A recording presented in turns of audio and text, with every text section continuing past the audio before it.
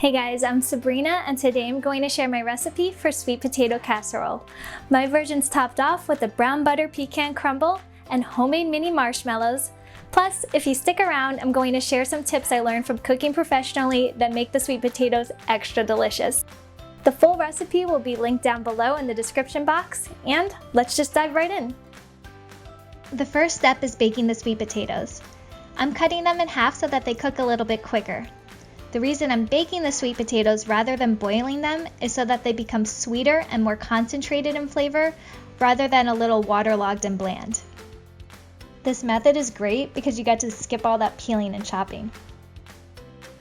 I just place the potatoes cut side down on a lined baking sheet and coat them with some olive oil, and then I bake them in a 375-degree oven for about 40 to 45 minutes or until they're nice and soft. After the potatoes are cooked and still hot, I push them through a ricer, which makes them extra smooth and creamy. A food mill works great too, but you can also just peel the potatoes and use a regular masher. Just make sure not to overwork them or they could become gummy. We're going all out for the holidays here, so I'm adding in butter, brown sugar, heavy cream, sour cream, salt, and a little nutmeg. So sour cream might not be a typical ingredient in sweet potato casserole, but I really like to use it because the acidity helps to balance out all the sweetness and richness in this recipe. Next up, we're going to brown some butter. I just melt the butter in a pan over medium heat and cook it for around 5 to 10 minutes or until I see the solids browning. Then I transfer that right into a bowl to let it cool down. Then I make the crumble. I add flour, brown sugar, cinnamon, and salt to a bowl and mix that together. Then I stir in the pecans and the browned butter.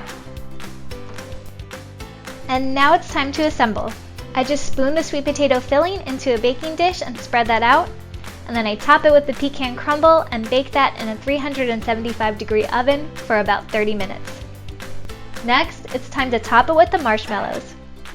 If you're interested in my homemade marshmallow recipe, I'll link that down below. I like to toast the marshmallows with my blowtorch because it gives me the most control, but you can also just stick this under your broiler for a few minutes.